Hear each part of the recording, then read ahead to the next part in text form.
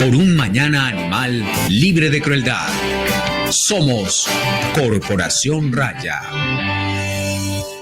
Hola, muy buenas tardes para todas las personas que se conectan hoy 24 de mayo con nuestro programa Ládralo. Mi nombre es Juliana Ríos Barber y soy la directora de este programa y también la directora de la Corporación Raya. Hola a todos, yo soy Catalina Yepes, coordinadora de clínicas de Raya y codirectora de... Hola a todos, yo soy Gabriel Chica, soy el abogado de la Corporación Raya y soy un miembro más de este programa Ládralo. Y el día de hoy tenemos como invitado al profesor Juan Camilo Jaramillo. Él es mi profesor, es biólogo marino, docente de la maestría en desarrollo sostenible del Instituto Tecnológico Metropolitano y también tiene un magíster en asuntos y política del mar. Hola, profe, ¿cómo está? Muy bien. Hola, muchas gracias por invitarme, a ti, Juli, a Cata y a Gabriel y a la audiencia por estar aquí. Me han invitado a dictar una charla sobre la pérdida de la biodiversidad, porque se está celebrando el Día de la Biodiversidad. ¿Es así, Juli? Sí, es así. Precisamente en el marco del Día de la Biodiversidad, que fue el 22 de mayo. Ya. Fue el 22 de mayo, entonces queremos hacer este programa. El profesor nos irá a contar todo lo que tiene que ver con la pérdida de la biodiversidad y todo eso que llaman la sexta extinción y qué significa eso y qué es lo que está sucediendo y cuál es la importancia que la biodiversidad tiene para las vidas de nosotros, profe. Pero antes de empezar con el programa, las preguntas de rigor del programa Ládralo, ¿cuáles son sus hobbies y cuál fue la última película que se vio? Mis hobbies, soy parapentista cuando tengo algún tipo de tiempo libre lo uso en eso, pero también me gusta mucho caminar y como vivo en el campo, pues me mantengo en el monte. Y la última película que la vi hace más o menos 20 minutos y se llama El hombre que salvó al mundo y se trata sobre un coronel ruso que en 1983 evitó una catástrofe nuclear porque unos radares de Rusia habían, esto es una historia real, ¿no? Habían detectado que habían unos misiles de Estados Unidos llegando a Rusia y él tuvo la cabeza fría para analizar la situación y se dio cuenta de que no era real, que era un falso positivo, por decirlo de alguna manera, y evitó que, mejor dicho, gracias al coronel Petrov, estamos todos aquí hablando. Bueno, interesante. ¿Dónde se la vio? En Amazon Prime, en la televisión, qué sé yo, aquí, pues en casa, obviamente. Bueno, obviamente. La última vez que fui a cine fue a Avatar hace, qué sé yo, 10, 15 años, qué sé yo, no me acuerdo. Avatar. Imagínate. Bueno, muy bien. Profe, no, entonces, pues como sin más preámbulo, pues les vamos a pedir a todas las personas que están conectadas que guarden sus preguntas, porque al final tendremos un espacio para hacerle las preguntas al profesor Juan Camilo. Y antes de eso, entonces él nos va a hacer la exposición de la pérdida de biodiversidad. Adelante, profe. Bueno, muchas gracias. Voy a compartir entonces mi screen y... Segundo que no le di clic, perdón, que todavía es como raro todo esto. Ok, ahora sí. Nos saluda Juan Camilo Cardona de la Corporación Cultural de Jardín, para que tengamos en cuenta. Muy bien. Bueno. Listo, vamos. Entonces, esto es un poco raro. Siempre ustedes ya, me imagino que ya todos sabrán que este es el futuro de la educación y los profesores todavía, y los estudiantes, nos estamos acostumbrando a esta manera extraña porque aquí pues le estoy hablando. Yo sé que hay algunas personas allá y puede que haya muchas en Facebook, pero sigue siendo la pantalla de un computador, entonces me perdonan cualquier descache que tenga por ahí. Muy bien, entonces voy a empezar esta charla con una frase que se le atribuye a Albert Einstein y dice que sin las abejas al hombre solo le quedarían 4 años de vida, sin ellas no hay polinización, no hay flores, no hay animales, no hay nada. Sin embargo, esa frase realmente no es de Einstein, como tantas otras que le endilgan, sino de un filósofo y escritor americano que se llamaba Samuel Clemens, cuyo nombre artístico era Mark Twain, y todos lo conocemos, o las personas que les gusta leer lo conocemos porque escribió muchos libros, pero entre ellos el famosísimo Tom Sawyer. Pero Samuel Clemens era realmente un filósofo, ¿no? Muy bien, entonces voy a empezar esta historia con un esfuerzo educativo que hacía mi papá cuando yo estaba niño, cuando estábamos niños en casa. Yo tengo 57 años en este momento, y desde siempre oí la historia de mi papá, que era una persona relativamente pesimista, proyectaba su pesimismo hacia los otros, incluyendo a sus hijos. Entonces, para que no fuéramos a ser pesimistas, él nos contaba esta historia de un niño pesimista y un niño optimista, a los cuales el niño Jesús les trajo sendos regalos, ¿ok? Entonces, contaba a mi papá que al niño pesimista le había traído el niño Jesús una bicicleta, y al niño optimista le había traído el niño Jesús un cagajón de caballo. Esta era la manera de mi papá tratarnos de hacer entender que era mejor ser optimista que pesimista. La razón por la que él decía eso era porque él contaba que el niño pesimista, que solo pensaba que se iba a caer con la bicicleta, en la bicicleta que le habían regalado, mientras que el niño optimista, a pesar de que no había caballo, él pensaba que habían traído un caballito que le había dejado una mierdita y que se le había volado el caballito. O sea, nunca sospechó que su papá era injusto, o el niño Dios era injusto. Pero a mí no me engaña nadie, y la única educación que me quedó a mí en ese momento fue: ¿qué niño Dios tan injusto? Es la manera como funciona mi cerebro. Entonces, hablo de optimismo y pesimismo porque tiene mucho que ver con lo que vamos a hablar hoy. Muy bien.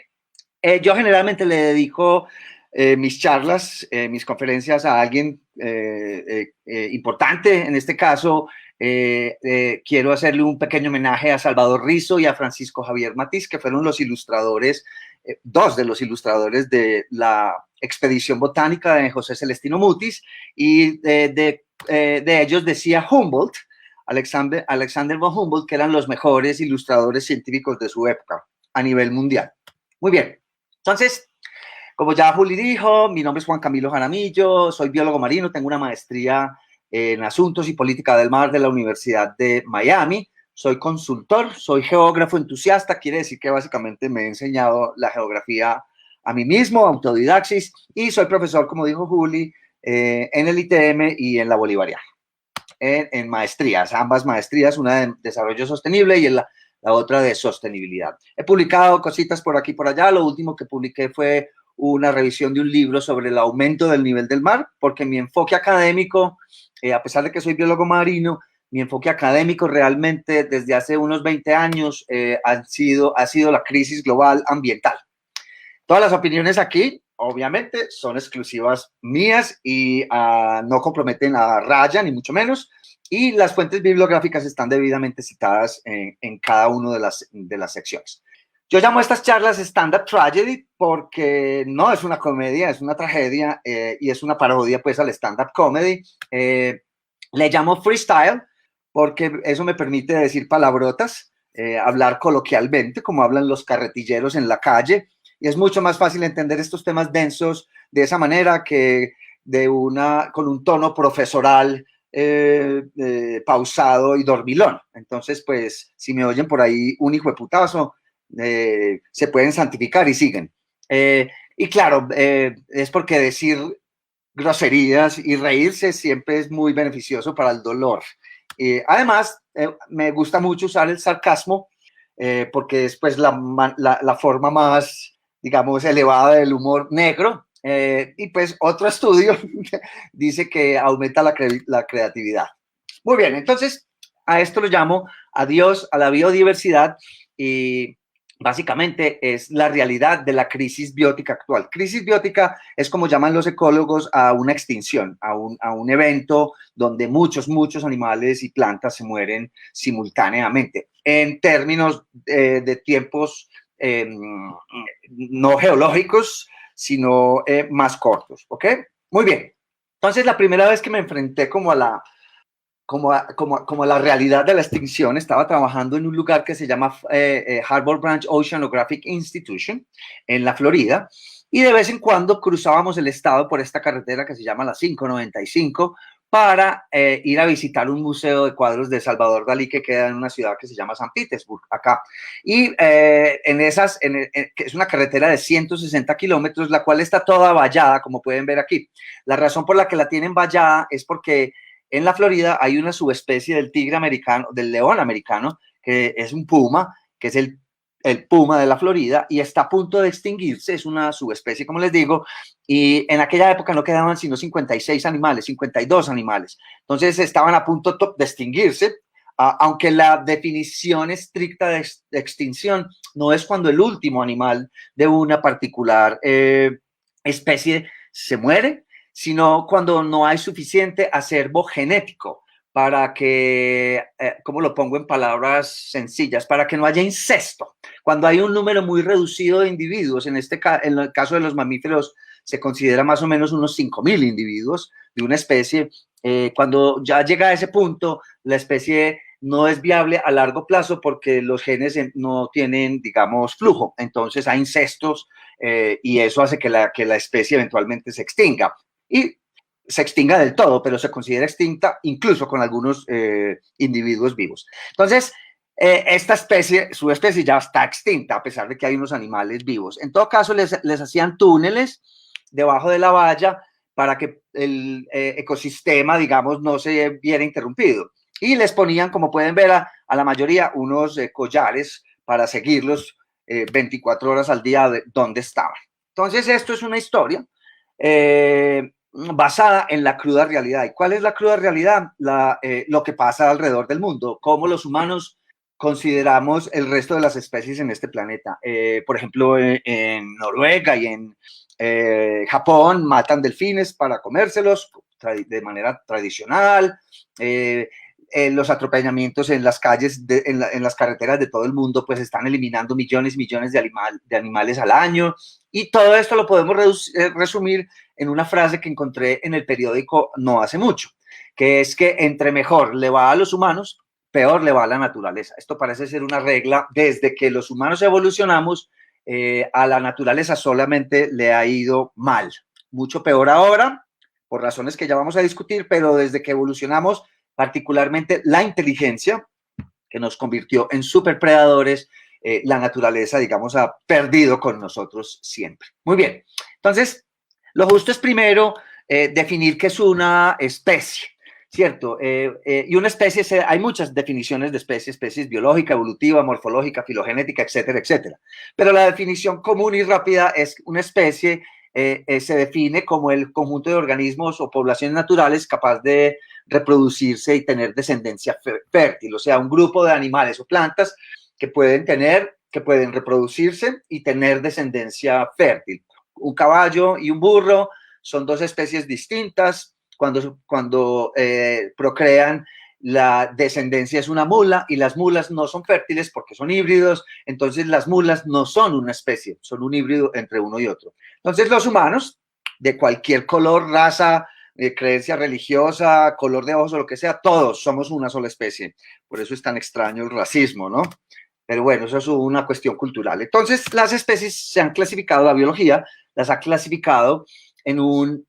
esto además fue, digamos, como la primera idea que la primera persona que tuvo esta idea fue el mismísimo Charles Darwin, y en este momento se le llama el árbol de la vida.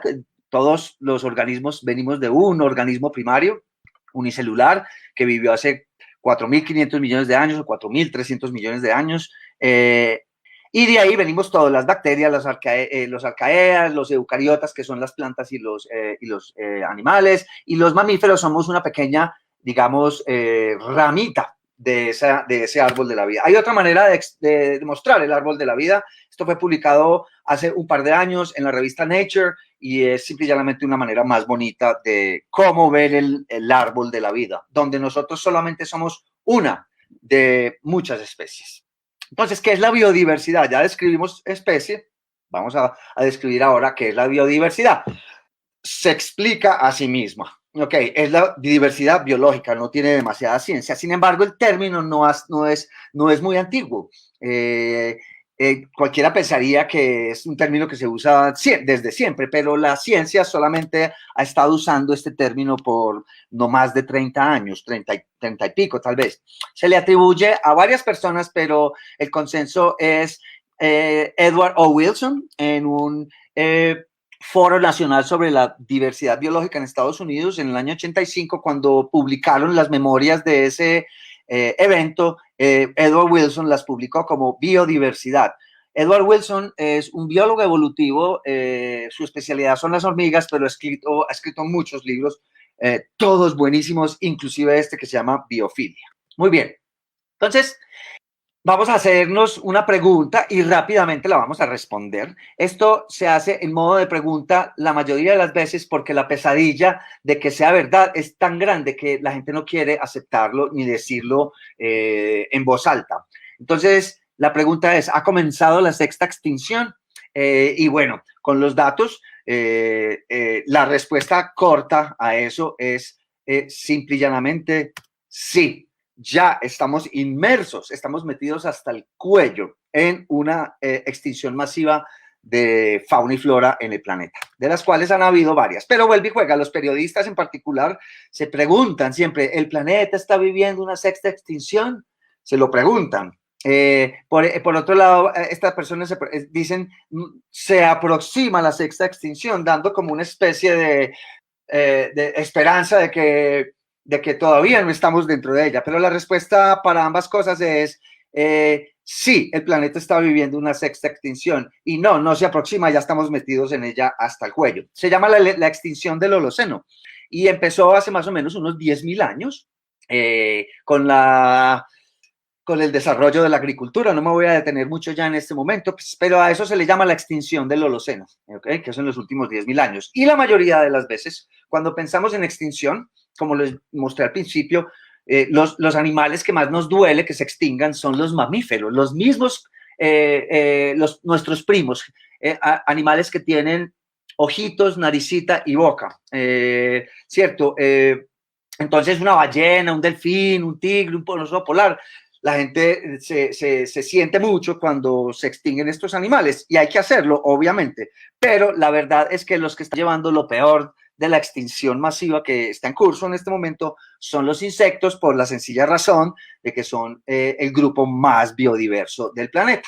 Entonces, por ejemplo, acaba de salir publicado un artículo, ¿no? Hace mucho, un par de años, en el que encontraron unos científicos alemanes que más del 75% de la biomasa total de insectos voladores desapareció de áreas protegidas en Alemania en los últimos 27 años.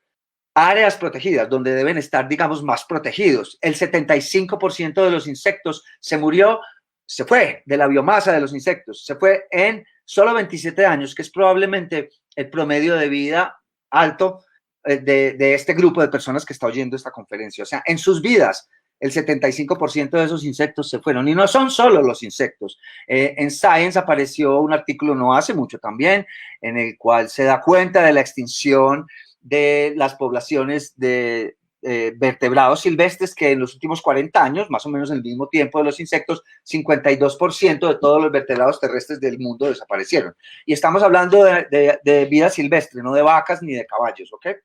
Muy bien. Y como les estaba diciendo en el artículo anterior, el 75% en áreas protegidas en Alemania, pero el 43% de la biomasa de insectos en el mundo ha desaparecido en un tiempo más o menos similar. Si alguien tiene duda, puede hacer memoria hace unos 20 o 30 años, tal vez 30 años, tal vez hace 20 ya no había, en todas las luces en Medellín era posible, y en el campo, en las afueras de Medellín, era posible ver revolotear polillas y cucarrones, etcétera, etcétera. Por acá donde yo vivo, los marceños, que son unos cucarroncitos que vienen en marzo, ya no están viniendo. Y en Medellín los reto a que esta noche, sin salir y violar la cuarentena, miren para afuera y me dicen si pueden ver insectos revoloteando. No los van a ver, ya esta noche comprobarán. Muy bien, en todo caso, es también justo entonces pensar, ya después de describir qué es la biodiversidad y qué es una especie, para saber si se están extinguiendo, pues cuántas especies hay en el planeta. Y esta es una pregunta que se ha hecho la ciencia, la biología en particular, desde siempre. Y cuando yo estaba en la universidad hace unos 30 o 30 y pico de años, no estaba resuelta esta pregunta. De hecho, esta pregunta solo se resolvió hace unos 10 años y la resolvió por ahora, ¿cierto? Porque ustedes saben que en la ciencia es la única forma de pensamiento humano que se está revisando constantemente. Si hay una teoría nueva y hay evidencias, las anteriores se descartan y la nueva es la que es. Esta es la teoría y el consenso en este momento. Y lo descubrió Camilo Mora y colegas, un colombiano que trabaja, es un pelado de Palmira, tiene 30 y pico de años, es un científico brillante y trabaja en la Universidad de Hawái, y su especialidad son las sets de datos grandes, Big Data. Camilo y compañía, el artículo es hermoso, más tarde les muestro el artículo por si alguien lo quiere leer, pero digamos que en este infográfico se puede resumir cuáles fueron sus resultados. Entonces, lo primero que hay que notar es que hay muchísimas más especies en la Tierra. Estas son las que son de este colorcito caqui, son especies terrestres, y las azulitas son especies marinas. Hay mucha más biodiversidad en la Tierra que en el mar. Otra de las preguntas que seguro va a sorprender a la mayoría de ustedes, ciertamente a mí me sorprendió cuando leí el artículo por primera vez, es que hay muchos más animales que plantas. Y cuando hablo de muchos, no es muchos, sino millones de muchos más especies de animales que de plantas. Hay más o menos, según Camilo y compañía, los algoritmos matemáticos que usaron, 7.8 millones de especies de animales, tanto en la tierra como en el mar, pero de plantas solamente unas 300,000, o sea, casi un orden de magnitud menor. Muy poquita diversidad de plantas. Sin embargo, la biomasa de plantas es muy abundante. Los árboles, pues obviamente pesan mucho, y la vegetación, pero digamos, en cuestión de biodiversidad, son los animales los que son ultra biodiversos. Muy bien. Entre esas cosas, digamos que hay varias cosas que notar. Por ejemplo, que los invertebrados son los animales más, como es más o menos lógico, son los animales más biodiversos. Los cordados, que somos los animales que tenemos espina dorsal, todos los vertebrados, no son tan biodiversos, y las plantas, como pueden ver, mucho menos que los cordados, los hongos, otras especies y los invertebrados. Y dentro de los invertebrados, a propósito, la parte sólida de la barra verde es el número de especies que se ha descrito, y la parte blanca es el número de especies que se estiman que están todavía sin descubrir. Entonces, en los invertebrados son los insectos los más biodiversos. Se estima que hay sobre 5 millones de especies de insectos en el planeta. Y la mayoría de esos insectos, que son los más abundantes, no solo en biomasa, sino en diversidad biológica, en especies.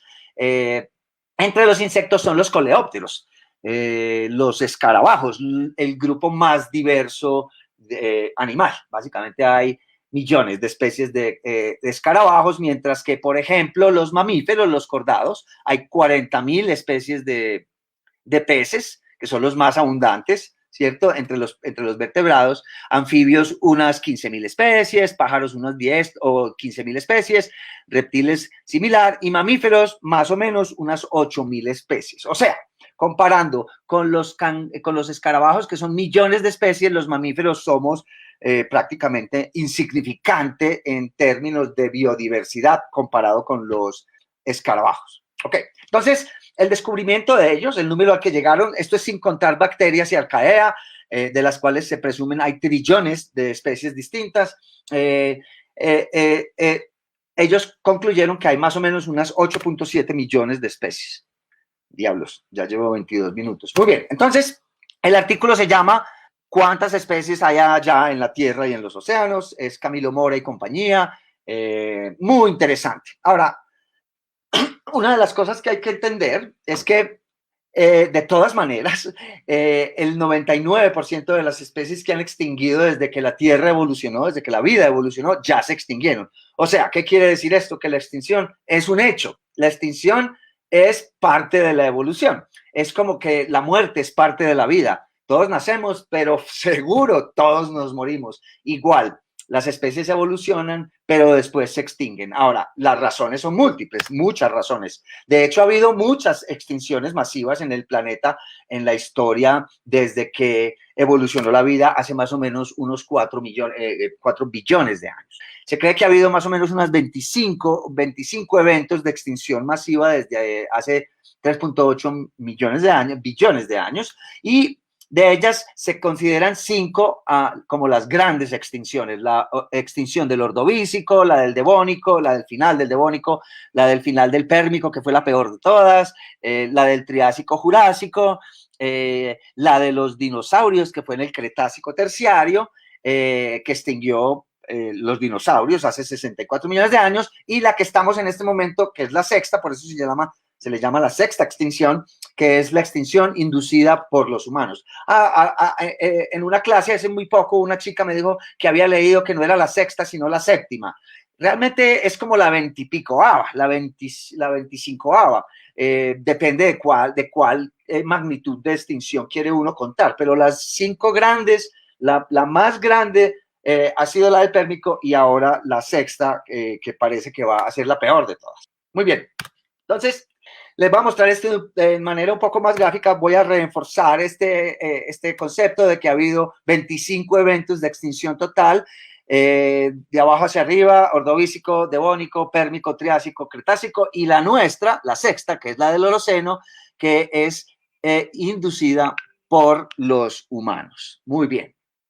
Entonces, para verlo de manera un poco más gráfica, aquí están las extinciones y la fauna presente en ese momento del planeta. Entonces, las extinciones, no me voy a detener en cada una de ellas porque esto es una clase completa, pero son por múltiples razones. La que más nos interesa, porque es la más parecida a lo que está pasando en este momento, es la del Pérmico, que fue la peor de todas, donde murieron 96% de todas las especies del planeta, y fue causada por una actividad de vulcanismo que empezó a escupir CO2 a la atmósfera por varios cientos de miles de años, hasta que el CO2 llegó a un punto en el que la atmósfera se calentó tanto que disparó otro gas de invernadero más poderoso que se llama el metano, el CH4, y esto hizo que la temperatura cambiara en varios grados en un par de décadas, y ninguna especie ha evolucionado en el planeta para un cambio de esta magnitud, y se extinguieron, como les digo, el 96%. La última fue la del meteorito que cayó en la península de Yucatán, que extinguió los dinosaurios, y nuestra propia extinción, que empezó hace más o menos unos 10.000 años, y es causada por los humanos, y las razones son muy parecidas a las de las trampas siberianas. Estamos aumentando, esta vez artificialmente, el CO2, pero mucho más rápido que en el Pérmico, y eso va a disparar los caltratos de metano, y incluso sin que los caltratos de metano se disparen, ya el 15% de la biodiversidad se perdió en los últimos 10.000 años, ¿ok? Particularmente en los últimos 200 años, desde la Revolución Industrial. Entonces, un concepto importante en extinciones, en este tema de las extinciones, se llama la tasa de extinción de fondo, y es el número de especies que se extinguen al año antes de que aparecieran los humanos en el planeta, hace más o menos unos 100 o 200.000 años. Y es un índice que se expresa como E sobre MEA, especies extintas por millón de especies por año, ¿ok? Simplemente una manera de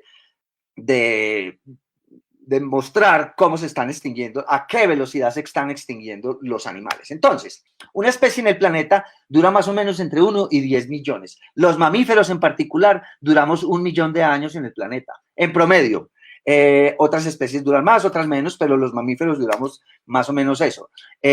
Homo sapiens evolucionó hace más o menos unos 100 o 200.000 años, o sea que eso quiere decir que solamente llevamos entre un 10 y un 20% del tiempo que nos correspondería estar en este planeta. Sin embargo, ya estamos poniendo en peligro nuestra propia supervivencia y la de la mayoría de las plantas y los animales. Estamos causando una extinción masiva. Hasta hace poco se creía que la tasa de extinción de fondo era igual a 1, o sea, una especie extinta por millón de especies por año. O sea que más o menos, hasta hace poco, ya les voy a explicar por qué, se deberían estar extinguiendo de manera natural, sin intervención humana, entre unas 8 y 9 especies por año, ¿cierto? De manera natural, para que la biodiversidad no disminuya. Pero ahora se sabe que esa tasa de extinción es muchísimo menor. La razón por la que descubrieron esto es porque muchos animales no dejan fósiles. Entonces se estaba subestimando la cantidad de animales que se estaba extinguiendo. Se estaba sobreestimando la cantidad de animales que se estaba extinguiendo por año con el récord fósil. Por ejemplo, las medusas marinas viven muchos millones de años, no individualmente, sino como especies, se extinguen, pero no dejan, se disuelven en el agua y no dejan fósiles. Entonces, haciendo cálculos matemáticos, llegaron a la conclusión de que realmente la tasa de fondo actual es 0.1, o sea, se debe estar extinguiendo menos, de manera natural, menos de una especie por año. Muy bien. Ahora, antes se había dicho que la tasa de extinción actual, la que estamos viviendo en este momento, no la de fondo, sino nosotros en la ecuación, era entre 100 y 1000 especies por millón de especies por año. Eso lo dijo Wilson en el año 2008. Pero como se revisó esto, los nuevos descubrimientos ahora se sabe que son un orden de magnitud mayor, debido a que la tasa de extinción de fondo disminuyó un orden de magnitud, pues necesariamente la tasa de extinción actual tiene que aumentar un orden de magnitud. Entonces, se deben estar extinguiendo entre 10 y 10.000 especies por millón de especies por año. ¿Eso qué quiere decir? Bueno, este es el artículo donde estos chicos de la Universidad de Brown especulan sobre este interesante tema. Entonces, esto quiere decir que se están extinguiendo más o menos unas 87.000 especies por año. Wilson en el 2008 creía que se estaban extinguiendo más o menos como unas 20.000 especies por año, pero ahora se sabe que son más o menos 200 por día y eso da más o menos 90.000 especies por año que se están extinguiendo. Casi todas, o la mayoría de ellas, insectos, ¿ok? Ahí está debidamente citado el artículo. Entonces ya se sabe que la extinción del pérmico, que había sido la más alta de todas, ya fue superada por la tasa de extinción actual. O sea, estamos extinguiendo especies a una tasa superior a la peor de las extinciones en el planeta y mucho más rápido también. Entonces, las razones de esto, llevo media hora, está muy bien, creo que voy bien, son múltiples.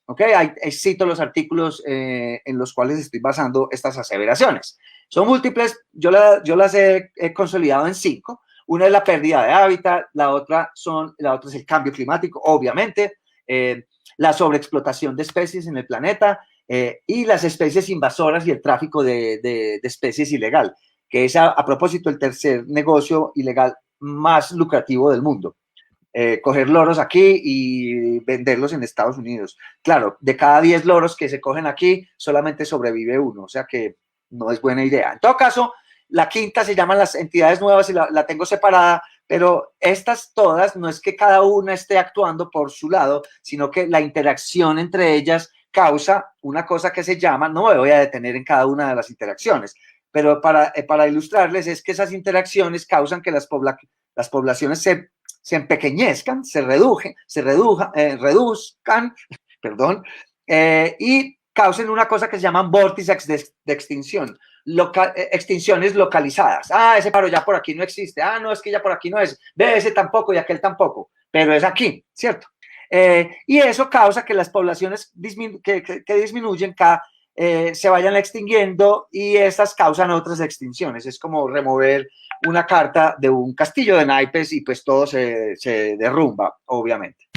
Entonces, la otra es, como les decía, las entidades nuevas, que básicamente quiere decir polución, y ya vamos a elaborar un poquitico más sobre eso porque es muy importante.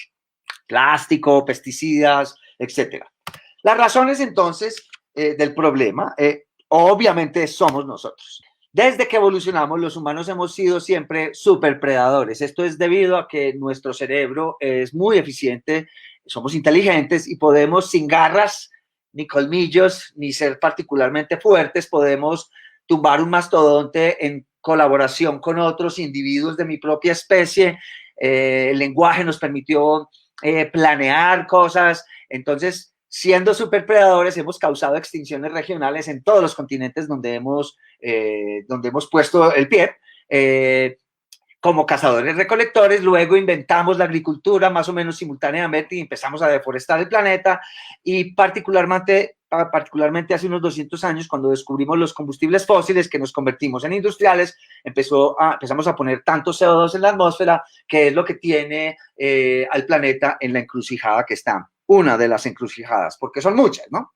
Entonces esto sucedió, yo arbitrariamente lo he partido en 4 momentos.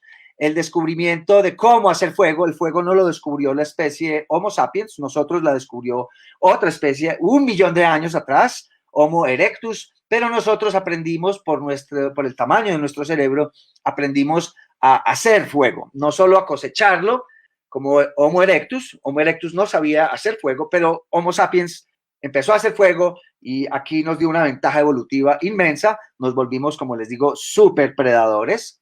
Luego la agricultura y finalmente el carbón. Muy bien, entonces, el aumento de la población humana, que a lo que nosotros llamamos, nosotros no, los economistas y los políticos llaman prosperidad, pues ha causado que cada que hay una invención de un sistema fundamental, un cambio de paradigma, por ejemplo, de ser cazadores-recolectores a ser agricultores, hubo un cambio muy fuerte. Ahora no todos los individuos de la especie tenían que levantarse a tratar de buscarse su comida cada uno por su lado o en grupo, pero todo el mundo en las mismas, sino que ahora con la invención de la agricultura, cambio de paradigma, una persona podía alimentar 50 y eso le permitió a la humanidad civilizarse, escribir poesía, esclavizar a los otros, explotar, tener guerras por los recursos, en fin, progreso, ¿ok? Prosperidad. Entonces a esos cambios de paradigma se le llaman en crecimiento poblacional puntos de bifurcación. Por ejemplo, hace 150 años aquí hubo un punto de bifurcación. La población venía creciendo más o menos en esta dirección, pero de pronto algo pasó aquí que la curva se empinó. Y pues lo que pasó fue que descubrimos el petróleo y los otros combustibles fósiles, el carbón. No descubrimos cómo usarlos eficientemente. Eso es energía barata y abundante. Entonces, pues con la invención de la agricultura, punto de bifurcación, se inició la deforestación del planeta, que hasta ahora no ha parado, empezó hace 10.000 años y no ha cesado ni un solo momento. La economía del carbón, después las entidades nuevas, cuando inventamos los pesticidas, en fin.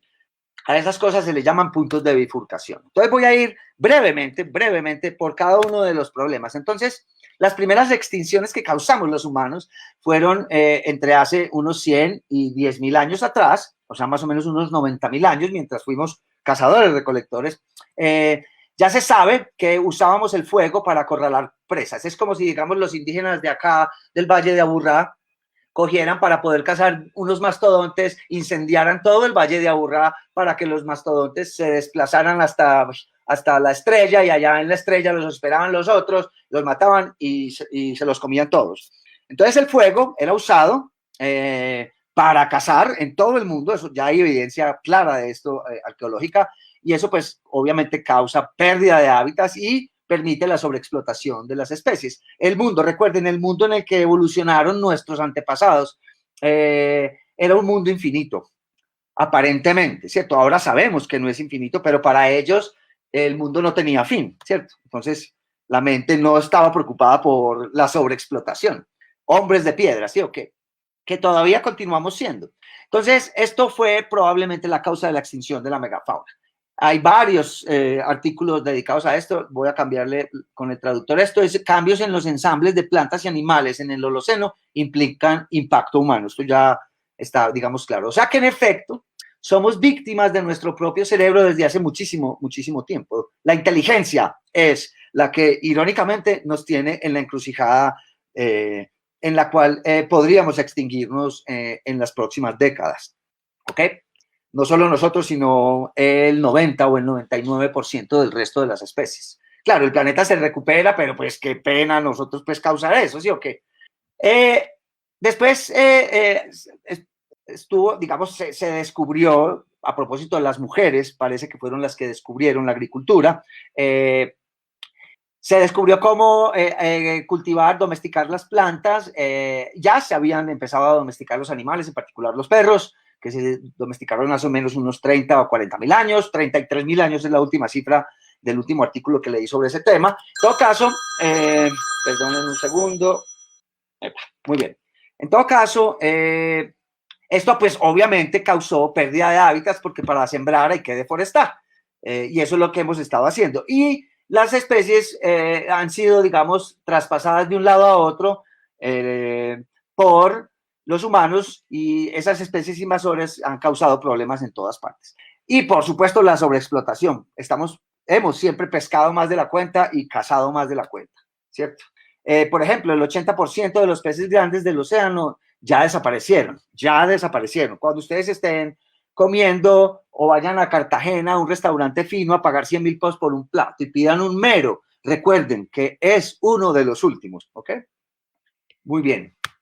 Entonces, finalmente, la revolución industrial, cuando descubrimos la energía barata y abundante, pues ya ahora no una persona podía alimentar 50, sino que una máquina podía alimentar miles de personas. La revolución industrial causó una explosión demográfica de la cual no hemos salido en este momento, y cada vez hay más gente que requiere más energía individual y colectivamente. Les voy a mostrar una gráfica animada sobre ese tema en particular. Entonces, en el eje Y está el uso de energía por persona y en el eje X el ingreso por cápita. Lo que se puede ver es que entre más gana una persona, más energía consume.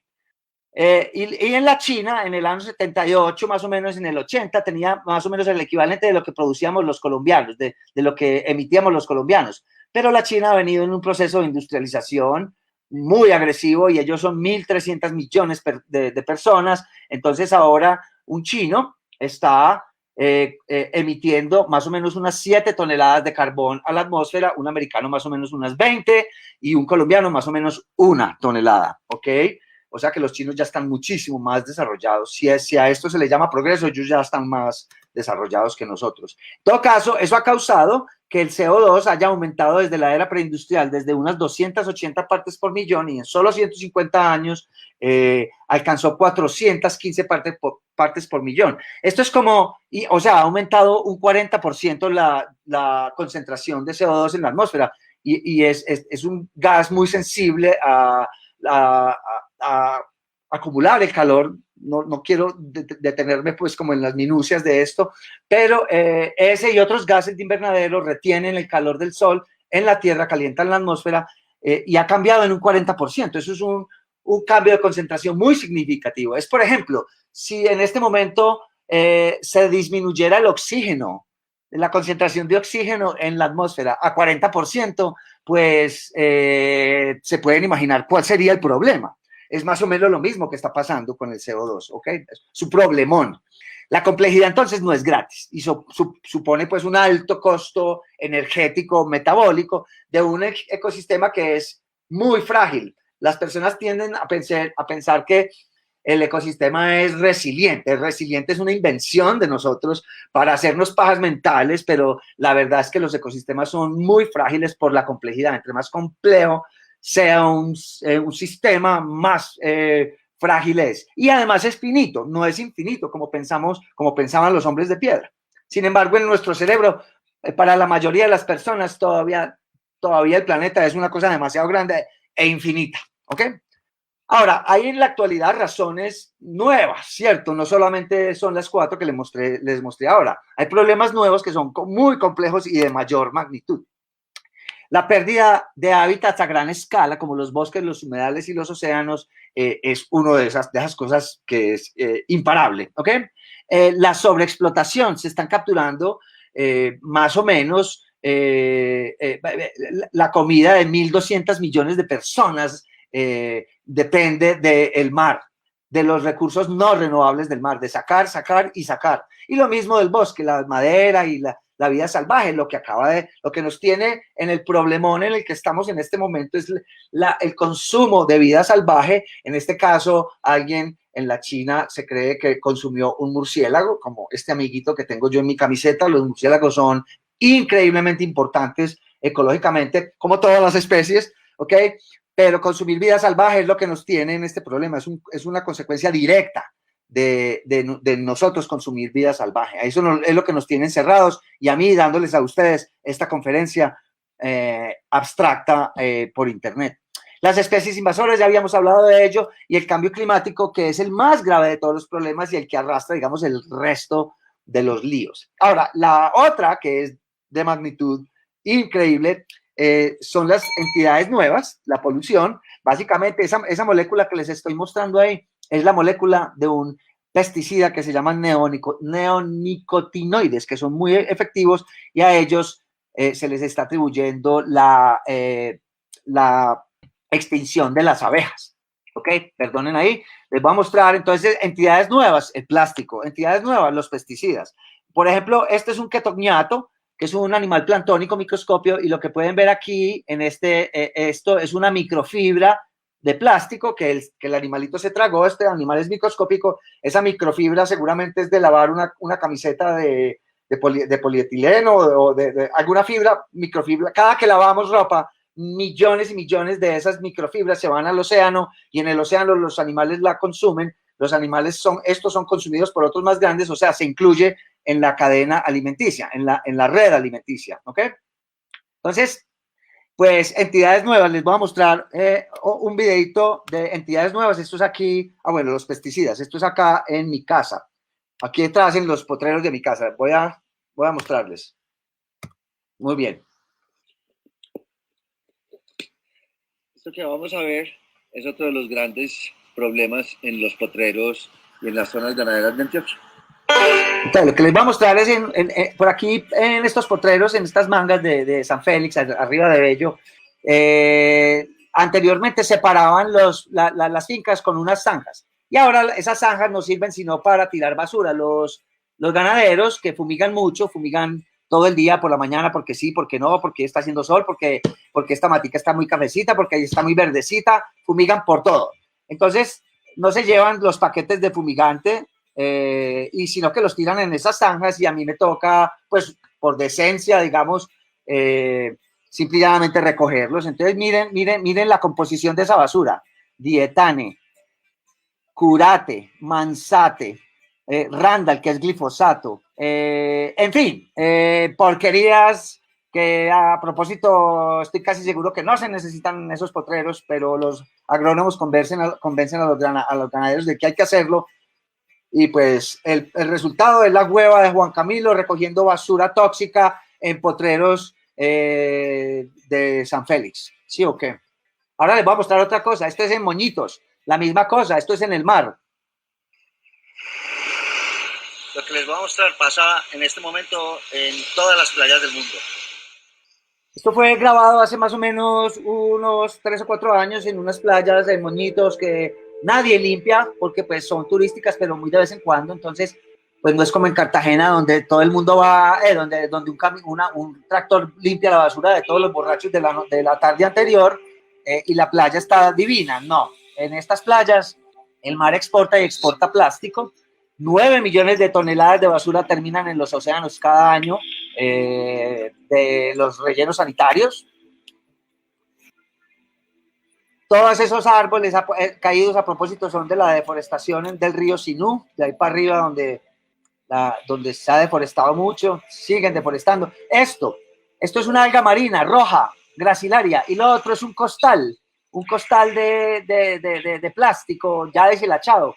Pero los animales, que pocas veces distinguen los colores, no son capaces de identificar entre una alga marina y un costal, se terminan comiendo el costal, y hasta ahí llegó la tortuga o el animal que pasó. Entonces, pues, además, el plástico cada vez no se biodegrada, sino que se fotodegrada, se rompen pequeñitas partículas, y como pueden ver, esas partículas se las están tragando los animales, y nosotros nos estamos tragando esos animalitos. Ya se sabe, por ejemplo, que un humano promedio en una ciudad está consumiendo entre 20 y 30 miligramos de plástico al día, ya sea en la comida o respirando, ¿ok? Esto es otro de esos problemotas. Este es el albatros real. El albatros es el ave con mayor envergadura, es una ave marina, pesca y le lleva la comida a sus polluelos, se la regurgita, pero ella no sabe, las mamás no saben distinguir entre una candela y una sardina, entonces van, pescan la candela, se la embuten al polluelo y el polluelo se muere de inanición. Como pueden ver, a esta mamá le gustaba mucho o traía muchas cositas rojas.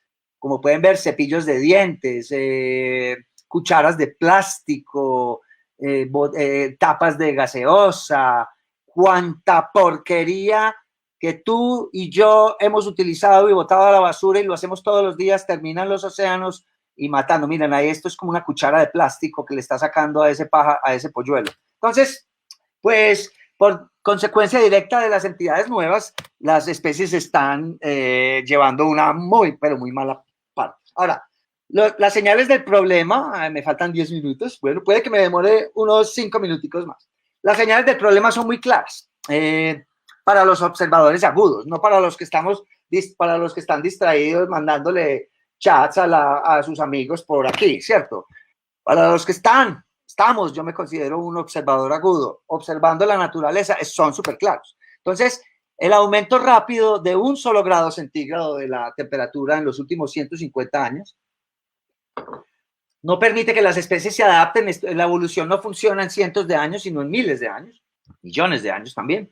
Entonces, lo que hacen las especies es que están migrando ya sea hacia los polos, por ejemplo, todos los peces tropicales del Atlántico ecuatorial están migrando hacia los polos y todas las especies están subiendo en las montañas. Por ejemplo, acá tenemos últimamente unas garcitas que aparecieron hace como unos 5 o 6 años. Antes no estaban acá en tierra fría, esto es tierra muy fría, esas son garzas de tierra caliente, pero ya saben que pueden aquí comer los mojojoys y los bichitos que las vacas alborotan, los grillitos y lo que sea. Entonces ya hay colonias gigantes de estos y muchos pájaros que no estaban acá, pues se han ido. Otros han llegado, por ejemplo, como esta garza pescadora que no estaba aquí, y aquí no hay garzas pescadoras. Entonces los poquitos pescaditos que tienen las quebraditas, los que no contaminan las marraneras tirando mierda o lo que sea,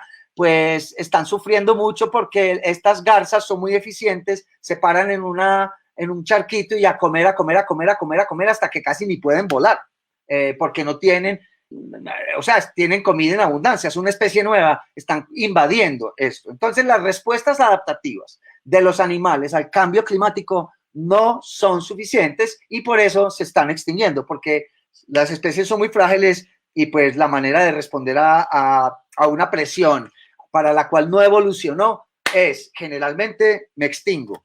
Y yo me extingo, tú te extinguen, ellos se extinguen, vosotros os extinguís, ¿ok? Es una cadena. Entonces, en un artículo de Smil y compañía del año 2012, ellos calcularon que la biomasa terrestre de vertebrados hace más o menos unos 10.000 años era de unos 300 millones de toneladas de animales, tigres, leones, conejos, dantas, elefantes, qué sé yo, vertebrados terrestres, ¿sí o qué? Y los humanos, que no éramos sino más o menos unos 5 millones, éramos apenas el 0.1% de esa biomasa. El resto era la vida salvaje, pero en los últimos 10.000 años, los humanos ahora somos responsables por el 97%, todo esto que está aquí, 97% de la biomasa terrestre de vertebrados, mientras que la vida salvaje pasó del 100% al 3%. ¿Qué es la biomasa de vertebrados terrestres en este momento en el planeta? Los humanos, nuestras vacas, nuestros marranos, nuestras gallinas, nuestros caballos, nuestras ovejas, nuestras cabras y nuestros perros y gatos, ¿ok? Pero miren, las gallinas, en esta cosita, las gallinas, hoy por hoy, si las pusiéramos en una balanza y en el otro lado de la balanza, todos los vertebrados terrestres salvajes, como el rinoceronte, qué sé yo, todos, pesarían menos que el conjunto de las gallinas solamente.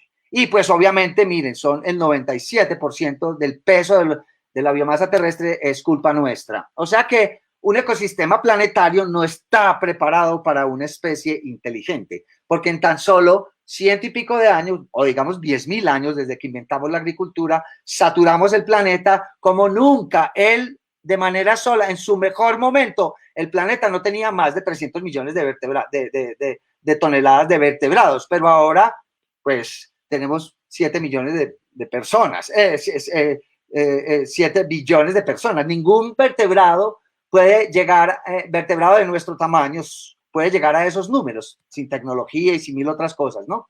Por eso se autorregulan, pero nosotros ya la autorregulación no la llevamos por delante hace muchos años. Entonces, ¿por qué pasa esto? Pues porque nuestro cerebro evolucionó para solucionar problemas de la edad de piedra, que fue cuando evolucionamos, ¿cierto? No para lidiar con los problemas ni las dimensiones del mundo moderno. Básicamente, nuestros genes predominan sobre nuestra razón, nuestro cerebro reptiliano, que queda en el hipotálamo, muy adentro de nuestro cerebro, es primario y es el hambre, la agresividad, el territorialismo y todo eso predomina mucho más que la razón. Respetar el vecino, pues sí, uno lo respeta hasta que yo tengo hambre. Si yo tengo mucho hambre y pues ustedes saben, hay gente que se come a otras personas de hambre, hay canibalismo, o sea, uno es civilizado y está usando el córtex, la parte del frente del cerebro, mientras no tenga hambre, ¿ok? Después se vuelve como cualquier otro animal. O traten de poner dos perros que no se conocen a pelear, a compartir un pedazo de carne. Ustedes saben exactamente, especialmente los veterinarios, que habría que entrenarlo perfectamente, pero si no lo entrenas, el perro coge esa carne y se la atraganta él solo y no se la deja robar del otro. Así somos nosotros. Entonces Wilson dice que el problema real con la humanidad es que tenemos emociones paleolíticas, o sea, somos hombres de la edad de piedra, instituciones medievales, pues si no vean el Congreso Nacional, y tecnología ultraavanzada. O sea, entonces los simios del Congreso con instituciones medievales y emociones paleolíticas tienen glifosato, ¿ok? O peor aún, tienen armas para matar a otros animales o a otras personas. Somos, en efecto, simios con ametralladoras y eso pues no es muy saludable, ¿no? Entonces, obviamente, la tradición, la cultura y la religión siempre priman sobre la razón y la ciencia, porque la tradición, la cultura y la religión vienen de muy adentro de nuestros genes, ¿ok? Son características cognitivas genéticas, ¿ok? Además, el modelo económico está cimentado en un crecimiento infinito, crecer, pero estamos en un planeta finito y eso no es sostenible desde ningún punto de vista. Por eso es que encuentro uno cosas como envenenan cóndor en el cañón del Chicamocha, masacran valiosos delfines para usarlos como carnada. En Perú los pescadores envenenaron 500 lobos marinos porque se les estaban comiendo las anchoas. Japón anuncia que volverá a cazar ballenas con fines científicos. Esto es el gobierno japonés, con fines científicos, ¿ok? Todas están en peligro de extinción. Y uno diría, no, pues es que eso es el gobierno. Los japoneses son lo más de queridos, son orientales y son una chéveridad y no comen carne y son una nota. No, la mayoría de los japoneses apoya la caza de las ballenas. O sea que esto no es que nadie sea mejor que nadie, sino que todos somos peores. Policía en Bolívar captura 3 traficantes de tortuguitas. La gran barrera de coral se está extinguiendo. Y claro, yo no entiendo. Para que los chinos se les pare el pito, porque ellos creen que es afrodisíaco, entonces pagan pesca ilegal de aletas de tiburón de Costa Rica en las islas de Malpelo colombianas. Esta familia bonita se tomó un selfie después de matar un elefante, no sé dónde los educaron. Los japoneses se comen a sus pinches delfines, en fin. Pues yo sé que tenemos tradición y que la religión es muy importante y que tal, pero es hora de reconsiderar nuestra cultura. Se necesita actualizar la cultura a una versión, digamos, más de acuerdo con el pulso de la época, ¿cierto? No estamos hace 10.000 años. El mundo no es infinito.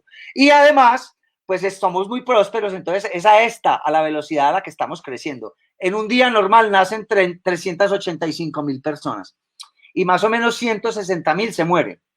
Entonces el balance son como unas 200 y pico, ¿cierto? De 1.000 personas al día.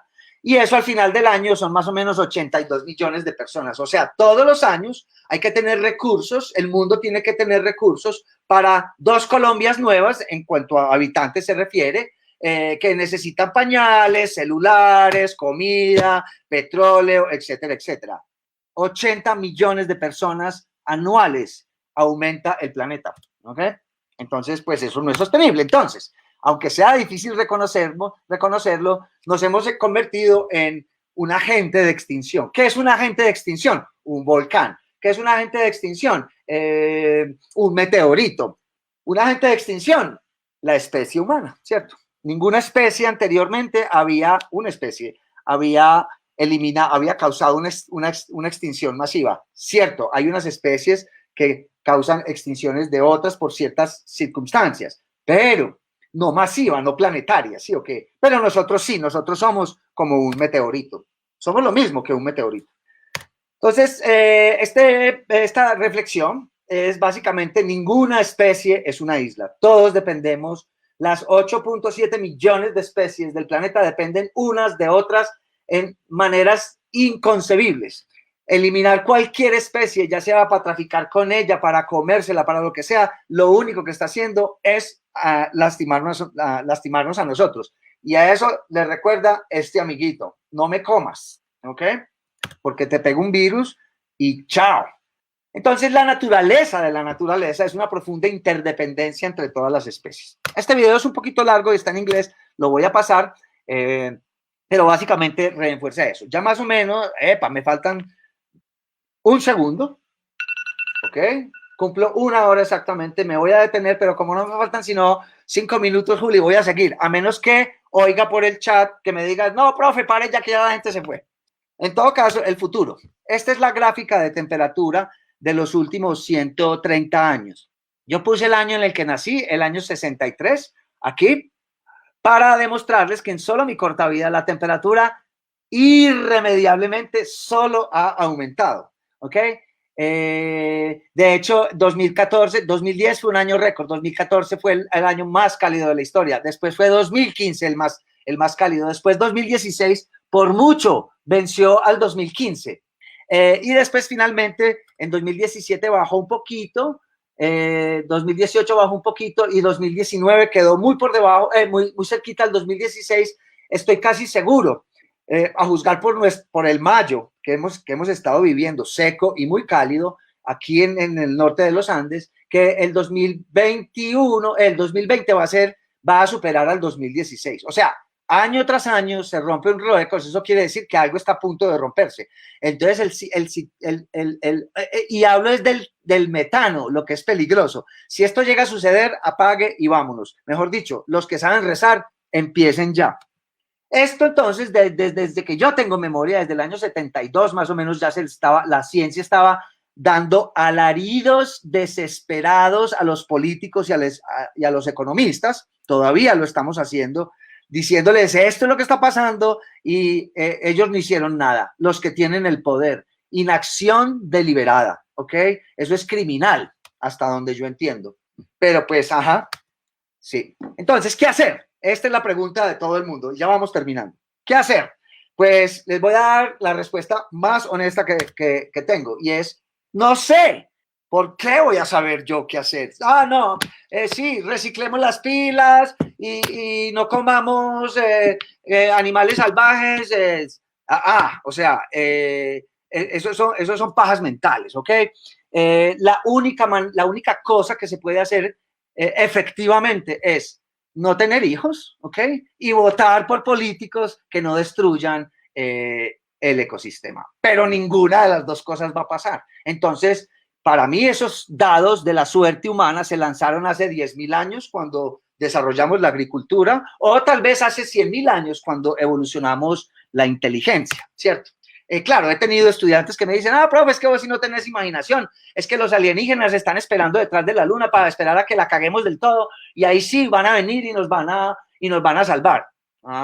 Bueno, listo, mijo. Muy bien. ¿Cómo es que te llamas? Andrés Felipe Arias. 0, huevón. Perdiste mi clase. Otros me dicen, no, es que el Chapulín. Pues más fácil el Chapulín, sí o qué, pero ustedes saben perfectamente que Roberto Gómez Bolaños ya se murió. Entonces no es cogiendo bolsas en el éxito que digan salvo un amigo que uno va a arreglar este mundo, ¿ok? Recuerden, es no tener hijos, ojalá no comer carne, no tener hijos, no comer carne y no votar por políticos que destruyan el planeta, pero como de esos casi no existen, pues entonces estamos jodidos. Miren esto, yo no sé si alcancen a leer aquí, pero aquí dice en este carro eléctrico dice, diga no a la gasolina, vaya 100% eléctrico, pero a él se le acabó la electricidad de su carro y tiene de repuesto una planta de gasolina con la cual está cargando el carro eléctrico. Esa es la mentalidad humana.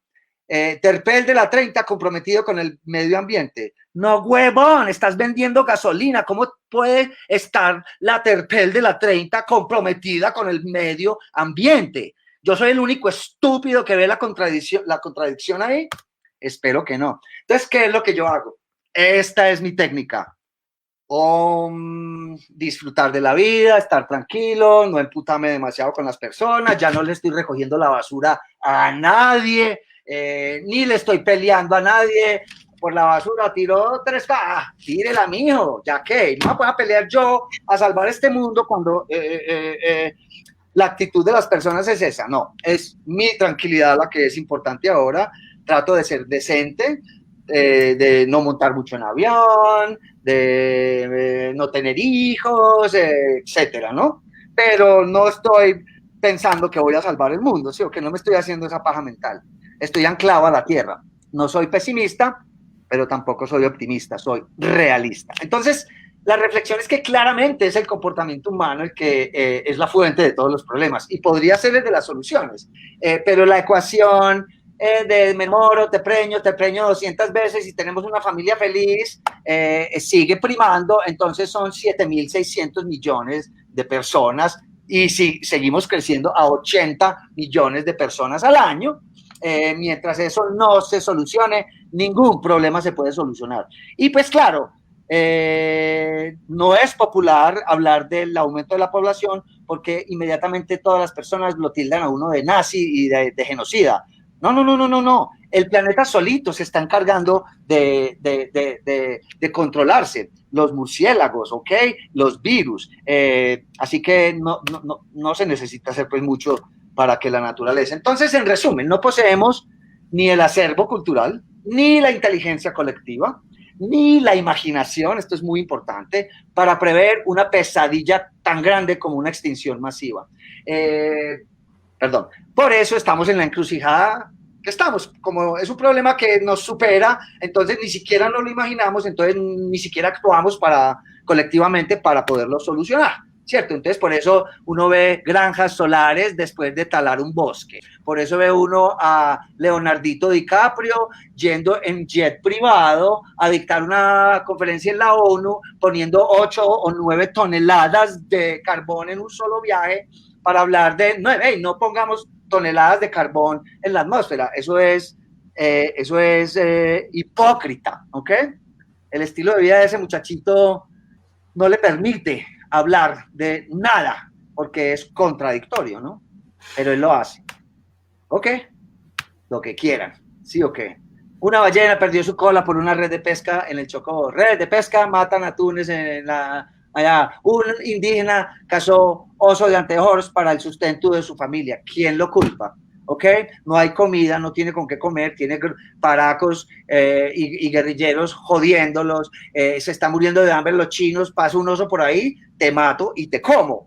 Entre mejor le va a los humanos, peor le va a la naturaleza. ¿Sí o qué? En fin, entonces, con esa reflexión, pues la historia ha demostrado claramente que las civilizaciones surgen, se aferran a sus valores y luego colapsan por no cambiar esos valores. Es ahí donde estamos, en ese punto exactamente. El dodo está irremediablemente extinto, reflexiona el mismo, pero realmente, en serio, la reflexión es que no hay desarrollo sostenible, no hay manera de usar esas dos palabras en la misma frase. Es como decir, mira, ese man ese ladrón es lo más de honesto. No se puede. No puede haber desarrollo y sostenibilidad a la vez. Eso es tema de otra conferencia. Pero no podemos seguir perdiendo el tiempo en un discurso eufórico de sostenibilidad cuando lo que se necesita con urgencia es una profunda adaptación a la nueva realidad. O sea, no es la solución lo que está a la vuelta de la esquina, que es lo que propone la sostenibilidad. No, es exactamente lo contrario. Es nuestra extinción la que está a la vuelta de la esquina. Y a esa realidad nos tenemos que acostumbrar. la extinción nuestra y la de todo el mundo. Entonces, para finalizar, unos minutos después, qué pena, optimista, no, pesimista, no, realista. Eso es lo que yo soy. Y eso es lo que deberíamos ser todos para poder tratar de solucionar esto, porque si uno en ninguna de las otras dos términos en lados de la ecuación se soluciona la cosa, ni con optimismo ni con pesimismo, se soluciona con realismo. Entonces, para mí, yo aborrezco a las personas que me dicen, ay, pero es que vos no ves sino el vaso medio vacío, porque no lo ves medio lleno. Y yo le digo, pues es que el vaso no está medio lleno. Si el vaso está medio lleno, también está medio vacío. O sea, básicamente, yo veo 150 mililitros de H2O en un contenedor de borosilicato. No lo veo ni medio vacío ni medio lleno, ¿ok? Soy realista. Muy bien. Entonces, pues, le voy a poner el traductor a esto. Con cada generación la degradación del medio ambiente es peor, pero cada generación toma esa degradación como la norma. O sea, los chicos que nacen ahora nunca van a entender que hace 30 años en las calles de Medellín habían nubes de insectos en todas las luces. Ellos no les tocó eso, entonces no tienen memoria de eso, tienen amnesia de eso. Eso se llama el síndrome de la línea cambiante. Entonces, los chicos de ahora no están motivados para cambiar el mundo, un mundo que ni siquiera conocieron, ¿cierto? Eso se le llama también amnesia ambiental generacional, ¿ok? Entonces, como dice un anónimo por ahí, la civilización es intrínsecamente insostenible y por eso tiende siempre a colapsar. Eso era todo por hoy. Como dice mi buen amigo Charles Bukowski, nunca se está tan mal que no se pueda estar peor. Y para eso les muestro un ministrico colombiano que dijo hace nada que el gobierno se le medirá al fracking, pero sostenible. Ah, listo, mijo. Bueno, muchas gracias a todos por atender y estoy entonces dispuesto a las preguntas. Voy a apagar esto y voy a stop sharing. Y Juliana, estoy en tus manos. Profe, muchas gracias por la charla, por la clase. Estuvo, como siempre, bastante trágica, interesante. Perdón. Pero trágica, pero no, como usted dice, o sea, es la realidad. Nosotros no nos podemos poner aquí a pintar pajaritos y nubecitas y solecitos cuando sabemos que estamos metidos en un problema al berraco del que difícilmente o casi que imposible saldremos. O sea, no, las cosas que estamos haciendo no vamos a cambiar. Nada más mire con una bobada tan básica como el tema de la pandemia, que le dicen a la gente que se quede en la casa con el fin de que no se contagien, que se ponga bien el tapabocas y se lo va a poner. Es como, no podemos ver más allá de nuestras narices, entonces eso no va a permitir que nosotros...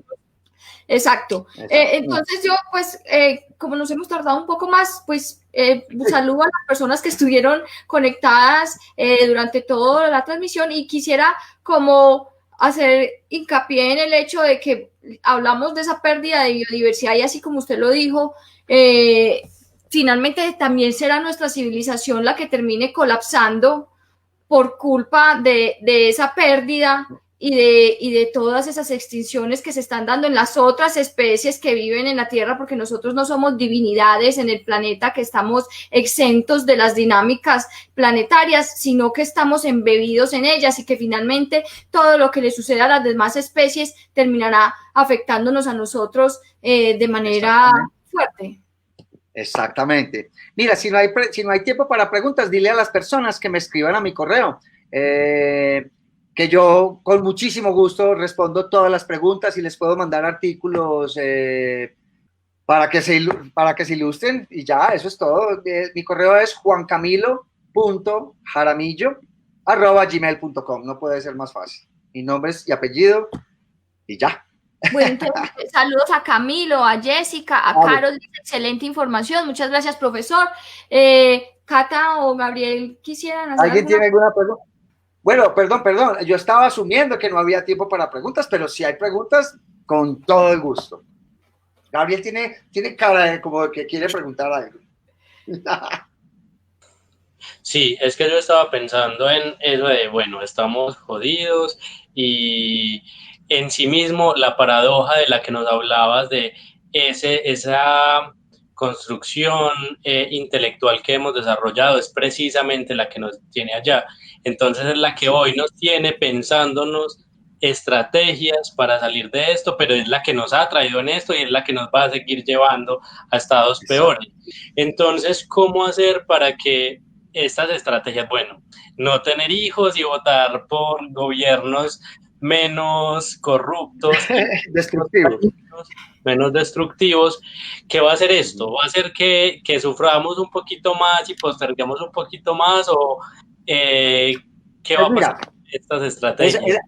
Esa pregunta está interesante porque precisamente estoy preparando otra conferencia para esta semana. Me pidieron que hablara sobre la biodiversidad y la pandemia, ¿ok? Entonces, todos hemos estado pendientes de la biodiversidad durante la pandemia, que aparecieron los zorritos, el zorroperro en Suba, que las aguamalas se están viendo en Venecia. Entonces las personas tienen la impresión de que la naturaleza está teniendo un respiro, ¿cierto? Sí. Y es posible que sea así, pero es una cosa temporal. Y cuando generalmente por experiencias previas, como la del 2008, que hubo una recesión, las emisiones de carbón disminuyeron, pero una vez rebotó la economía, rebotó con más fuerza todavía. O sea que todo lo que habíamos ahorrado en ese par de años se volvió a acelerar. Entonces, mi punto, y esto suena un poco desesperado, es que no tenemos tenemos la capacidad para meternos dentro del problema. Nuestro cerebro es suficientemente bueno para meternos en el problema, pero no para sacarnos. Es como cuando uno sabe poquito inglés y se va para Nueva York y que uno sabe suficiente inglés para meterse en un problema, pero después no para salirse de él. Así estamos en este momento. Como la señorita Guainía.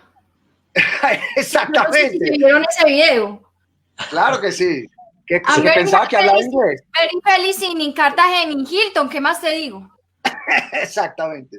Entonces yo creo que individualmente tenemos la capacidad de pensar el problema. De hecho, hay una rama entera de la ciencia, Gabriel, que se llama futurología, de la ciencia, no es quiromancia, son científicos dedicados a modelar nuestro sistema, nuestro ecosistema, para ver cómo se va a comportar. En el año 72, unos científicos de MIT hicieron esto y produjeron unos resultados. El libro se llamaba Los límites del crecimiento. 1972. Advirtieron con precisión perfecta lo que está pasando hoy con la población, con los recursos, con todo. Y predijeron los computadores, ¿no? Los primeros computadores grandes que habían, predijeron cuándo vamos a colapsar. Pero no les voy a decir cuándo, porque ahora es muy pronto, pero a esto voy.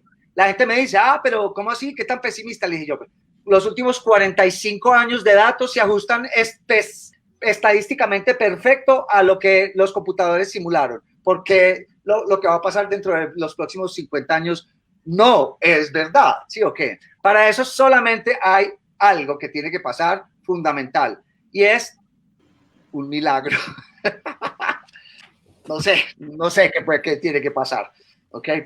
Pero no está bueno el pronóstico. Es como cuando uno va con una muela podrida y el odontólogo le dice, esa muelita no tiene buen pronóstico. Bueno, así más o menos es la cosa.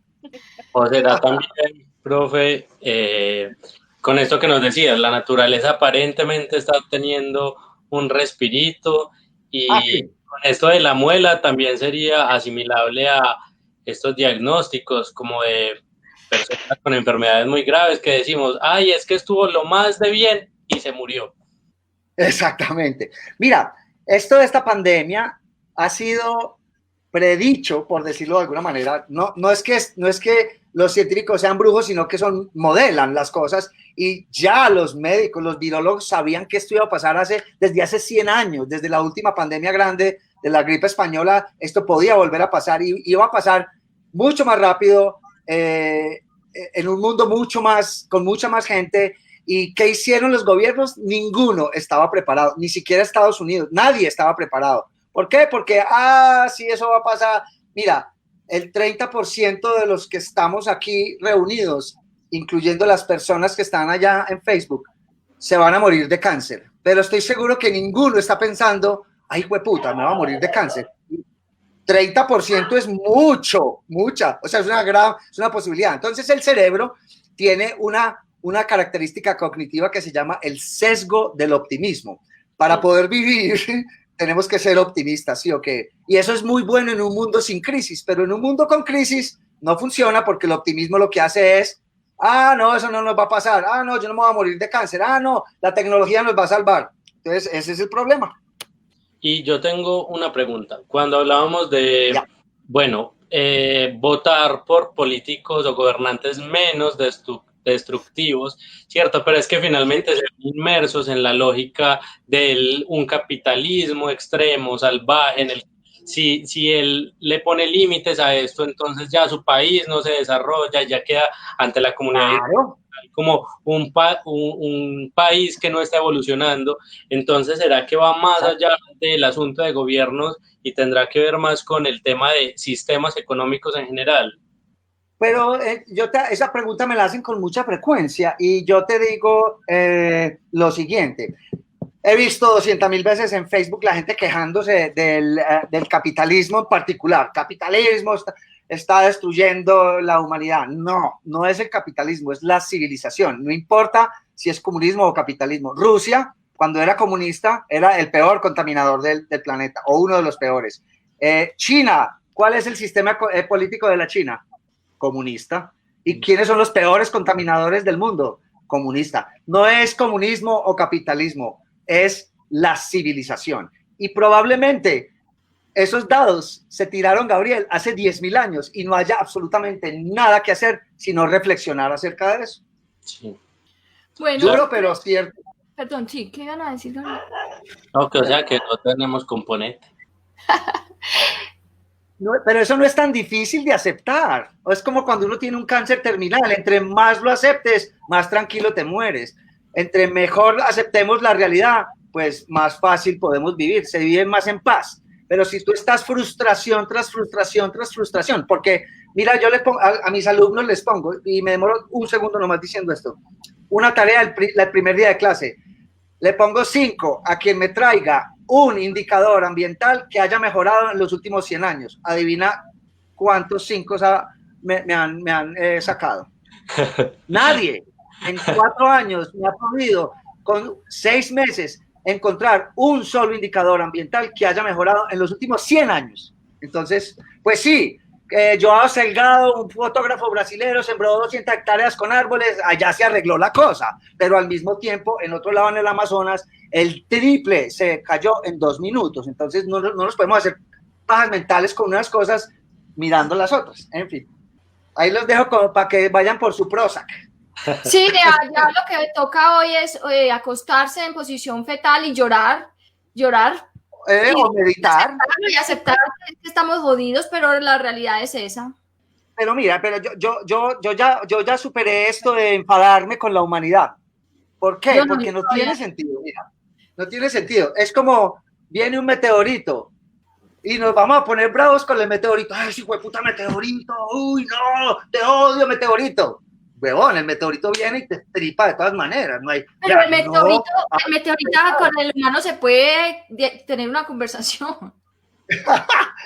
Sí, bueno. Entonces yo ya no me enfado con la humanidad. A lo mejor esta es la suerte de todas las especies que evolucionan la inteligencia en algún sistema planetario. Digamos, esta es la norma universal. Puede que sí. Okay. Bueno, profe, muchísimas gracias. Estuvo a ustedes. Súper interesante. A todas las personas que estuvieron conectadas con esta charla, recuerden que queda almacenada ahí en nuestro perfil de Facebook y que también estará disponible en nuestra página web a partir del día de mañana.